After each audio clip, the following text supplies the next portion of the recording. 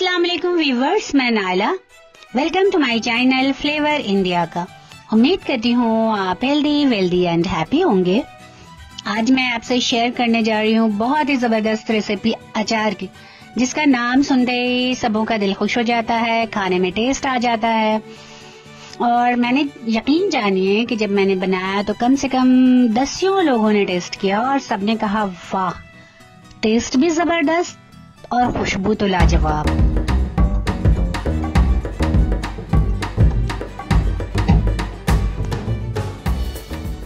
कच्चे आम का मौसम चला न जाए उससे पहले आप फ्लेश वाले बेहतरीन आम ले लें, क्योंकि अचार में गूदे वाले या फ्लेश वाले जो आम होते हैं उसका अचार बहुत ही जबरदस्त होता है। मैंने लिया है किशनभोग, एक वैरायटी होती है, इसमें काफी फ्लेश होते हैं। तो ये आम मैंने ले लिया, बाजार से लाया, उसे खूब अच्छी तरह से धो के और पोंछ लिया आप साफ और क्लीन टॉवेल से। उसके बाद आप चाहे तो मार्केट में या घर पे जैसा पॉसिबल हो कटवा ले। इसके बाद धोएं ना, क्योंकि फिर पानी अगर अंदर जस्ट कर लेता है तो फफांद आने की जो शिकायत रहती है लोगों को कि फफांद लग गई है, खराब हो गया है अचार, तो वो इस वजह से होता है कि पानी अंदर चला जाता है। कटे हुए आम पे मैंने अच्छे से हल्दी लगवा लिया था। मेरी हम मददगार हैं, उनसे मैंने हल्दी लगवा लिया और धूप में डाल दिया। 2 दिनों तक इसे कंटिन्यू तेज धूप में सूखने दें और आप देखेंगे कि मैंने इसमें एक बटर पेपर जैसी स्किन होती है वो निकाल देना आपको, क्योंकि अगर आपने वो छोड़ दिया तो अचार बहुत जल्दी खराब हो जाएगा, सड़ जाने की गुंजाइश बनी रहती है। तो देखिए ये मैंने निकाल दिया। 2 दिनों धूप में अच्छे से ड्राई करने के बाद अब मसालों की बारी है। जो मैंने ले लिया टाटा सॉल्ट, मस्टर्ड ऑयल, सरसों का तेल, कश्मीरी लाल मिर्च, लहसुन, मिर्च, सूखी लाल मिर्च, हींग, जीरा पाउडर। ये देखेंगे कि आप मसालों की पूरी ट्रेन नजर आ रही है। और नए पैकेट जरूर लिया करें, क्योंकि इसमें मॉइस्चर यानी पानी या नमी नहीं होती है। और ये साबुत मसाले ले लें जो सूखे हों, आप इन्हें धूप में सुखा लें या मैंने इन्हें हल्का सा 2 सेकंड मैंने रोस्ट किया है। ये साबुत धनिया है, पीली सरसों, काली राई, सबकी मकदार आपको डिस्क्रिप्शन बॉक्स में मिल जाएगी। थोड़ी सी भुनिए मैंने निकाल लिया जो ऊपर उससे अचार में खुशबू के लिए फोड़न के तौर पर डाली जाती है। अब मैंने थोड़ा सा रोस्ट किया सौंफ, मंगरेला, अजवाइन।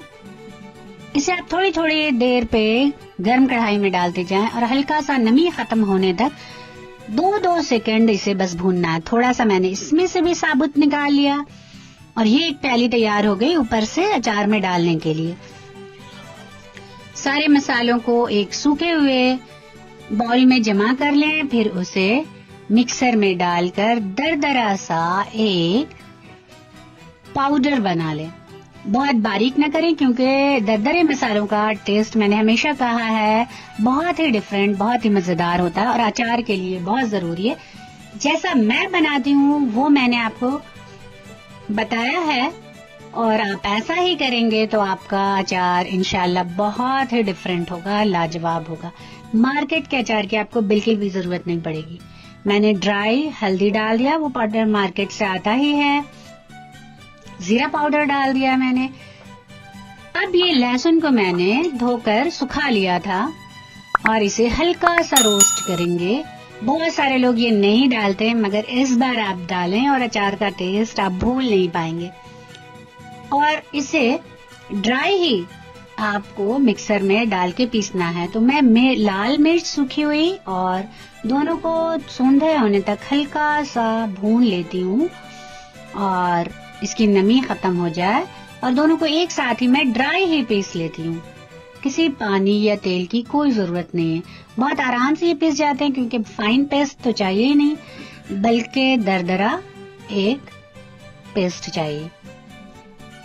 इससे आपके अचार का टेस्ट दोबाला हो जाता है।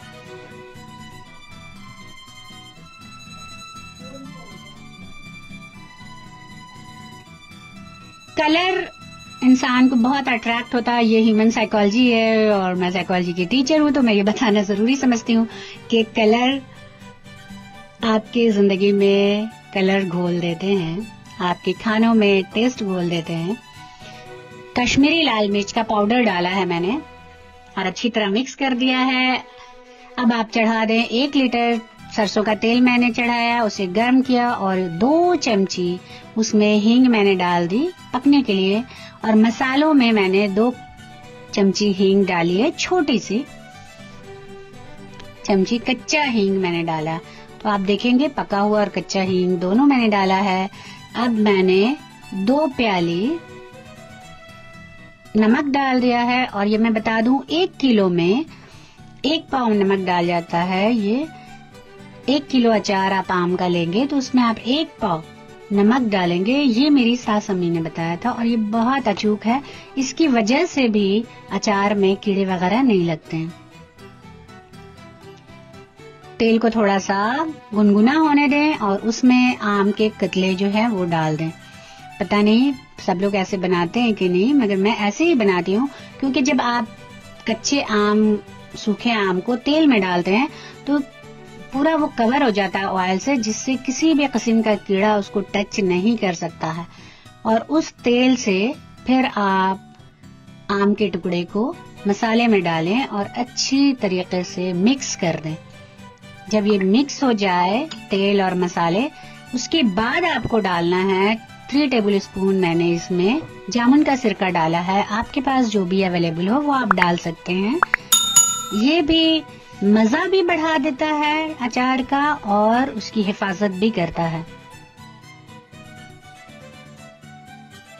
इस अचार को आप साल क्या 2 साल भी रख के खाएंगे तो खराब नहीं होने वाला है इंशाल्लाह, क्योंकि जर्म्स पैदा होने वाले तमाम शुबहात को हम लोगों ने खत्म कर दिया है। अब शीशे का जार लें, उससे पहले ही आप गर्म पानी से धोकर धूप में अच्छी तरह सुखा लें।